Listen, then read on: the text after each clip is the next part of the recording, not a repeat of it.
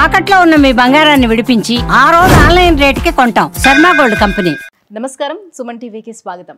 2025 సంవత్సరం నవగ్రహాల స్థితిగతులు ఎలా ఉన్నాయి, ద్వాదశ రాశుల వారికి ఎటువంటి ఫలితాలని అందజేస్తున్నాయి, ఈ విషయాన్ని తెలియజేసేందుకు మనతో పాటు ఉన్నారు ప్రముఖ జ్యోతిష శాస్త్ర పండితులు, శ్రీచక్రపీఠ వ్యవస్థాపకులు బ్రహ్మశ్రీ ప్రదీప్ జోషి గారు.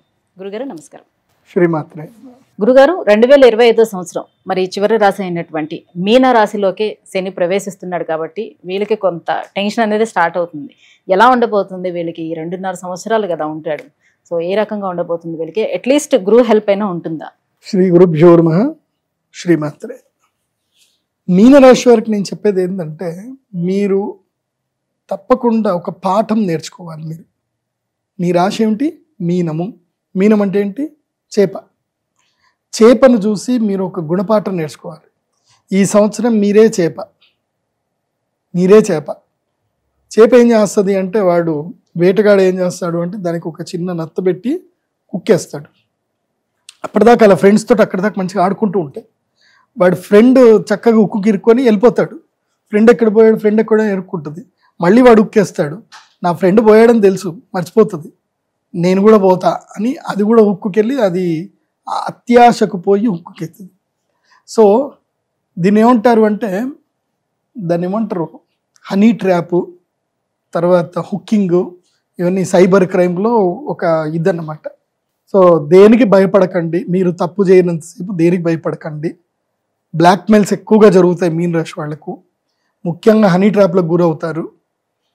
చాలా జాగ్రత్తగా ఉండాలి మీనరాశి వారు. మీనరాశి వాళ్ళకి విపరీతమైన చంచలము. అందులో రేవతి నక్షత్రం వాళ్ళకైతే దండం పెట్టి చెప్తా, మీరైతే రేవతి నక్షత్రం వాళ్ళు ఎంత ప్రశాంతంగా ఉంటే అంత మంచిది. వీళ్ళు నేనే గొప్ప, నేనే ఈగోకి వెళ్ళిపోతారు. వీళ్ళకు ఉన్నంత ఆశ ఇంకోళ్ళకు ఉండదు. రేవతి నక్షత్రం వాళ్ళకి విపరీతమైన ఆశ, కాంక్ష, దాంతో జీవితాలు పాడు చేసుకుంటారు.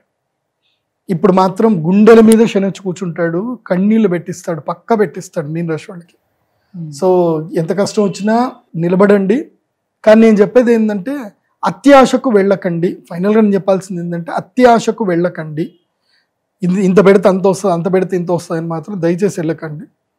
కావాలంటే మీకు ఒక ఎగ్జాంపుల్ చెప్పాలంటే, సింపుల్ ఎగ్జాంపుల్, ఈ శివపుత్రుడు అని ఒక సినిమా ఉంటుంది. అందులోపల సూర్య హీరోయిన్ లైలా ఉంటుంది అనమాట. స్కూల్ బ్యాగు అన్ని పోగొట్టుకుంటుంది అనమాట. సేమ్ అదే సిచ్యువేషన్.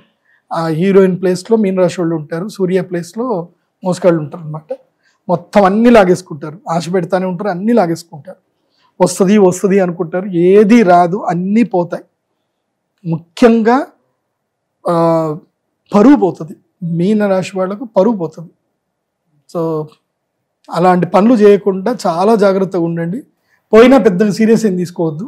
సో సమస్యలు అయితే ఉంటాయి. కానీ నేను మీన రాశి వాళ్ళకి చెప్పేది ఏంటంటే, గృహత్యాగము చేయవలసిన సమయం ఇది. ఇల్లు వదిలేయాలి. ఏదైనా అద్దె ఇంట్లో ఉంటున్నారు, ఎక్కడైనా ఇబ్బందులు అవుతున్నాయనంటే ఇల్లు మారండి, మంచి ప్లేస్కి ఇంటికి వెళ్ళండి. ఎందుకోసం అంటే, ఈ మధ్య కాలంలో ఏం జరుగుతుంది అని అంటే, ఈ ఇంట్లోకి ఎవరికైనా అద్దెకి ఇచ్చినా సరే వాళ్ళని ఇంట్లోకి నుంచి ఎలగొట్టేసేయండి. ఎందుకోసం అంటే, ఇప్పుడు మీరు ట్రాప్లో గురయ్యే అవకాశం ఉంటుంది. ఇప్పుడు ఉదాహరణకు మీరు ఎవడికో అద్దెకి ఇచ్చారు. ఇప్పుడు ఈ మధ్యనే నాకు ఒక క్లయింట్ వచ్చారు. వాడు ఎవడికో అద్దెకి ఇచ్చారు.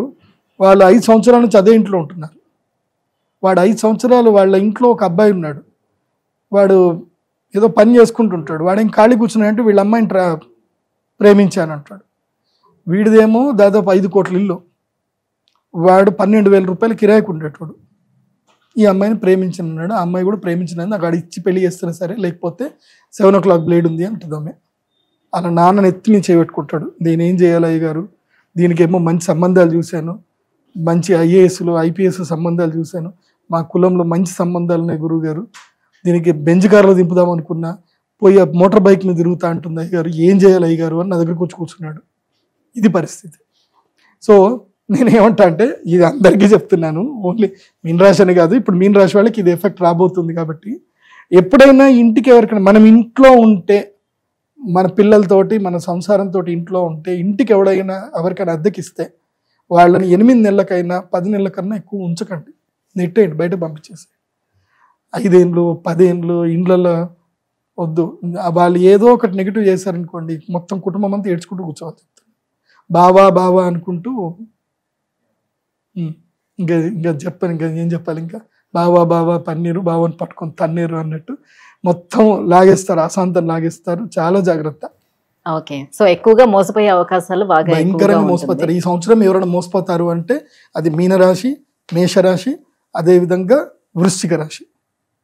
వీళ్ళు మోసపోవడానికి రెడీ ఉన్నారనమాట. రెండు మేము మోసపోతాం రెడీ అని. ఈ మధ్య ఫోన్ చేసినప్పుడు కూడా సైబర్ నేరగాళ్ళు మీకు ఫోన్ చేస్తారు, మీకు అది ఇది అని చెప్తారు, ఏది నమ్మకండి. సేమ్ నేను కూడా అదే చెప్తున్నా మీకు. మరి ఇంకా ఎలాంటి పరిహారాలను పాటించుకోవాలి కాస్త మనశ్శాంతిని పొందేందుకైనా? ఏముంది, తిన్నామా పడుకున్నామా తెల్లారిందా, దానికి ముందు ఎక్కువ పెద్ద సీరియస్ అవ్వద్దు. సినిమాలు మంచిగా చూడండి, హ్యాపీగా నవ్వుకోండి. ఓకే, ఎంత వీలైతే అంత నవ్వుకోండి, ఎంత టైంపాస్ చేస్తే అంత టైంపాస్ చేయండి, పని చేయండి. కానీ ఎక్కడ పెట్టుబడులు పెట్టకండి, ఎవరిని నమ్మకండి. మెయిన్గా ఏంటంటే ఈ రాజశ్యామలాదేవి అమ్మవారి యాగం చేసుకోండి. శని కొంచెం సైలెన్స్ అవుతాడు. మీరు కూడా పంచభూత శివలింగ దర్శనం చేసుకోండి. తిరుపతి తప్పకుండా కొండెక్కండి. మోకాళ్ళ పర్వతము కనీసం 18 మెట్లైనా సరే మోకాళ్ళతో ఎక్కండి. బట్ట కట్టుకొనైనా ఏదైనా సరే మోకాళ్ళ పర్వతం 18 మెట్లైనా మోకాళ్ళతో ఎక్కండి. ఆ వెంకటేశ్వర స్వామి దగ్గరికి వెళ్ళండి, అహంకారం వదిలేయండి, తుంబురు తీర్థం వెళ్ళండి, స్నానం చేయండి, ధ్యానం ఎక్కువగా చేయండి. ఇది చేస్తే చాలు. నేను ఇప్పుడు చెప్పేది ఏంటంటే అందరికీ, ద్వాదశ రాశుల వాళ్ళందరికీ చెప్పేది ఏంటంటే, మన అదృష్టము, మనం ఇప్పుడు బతికున్నాము అంటే 144 సంవత్సరాలకు ఒకసారి కుంభమేళా వస్తుంది, మహాకుంభమేళా వస్తుంది ప్రయాగ్రాజ్లో. కాబట్టి 144 సంవత్సరాలకు వచ్చే మహాకుంభమేళ చాలా అదృష్టవంతమైంది.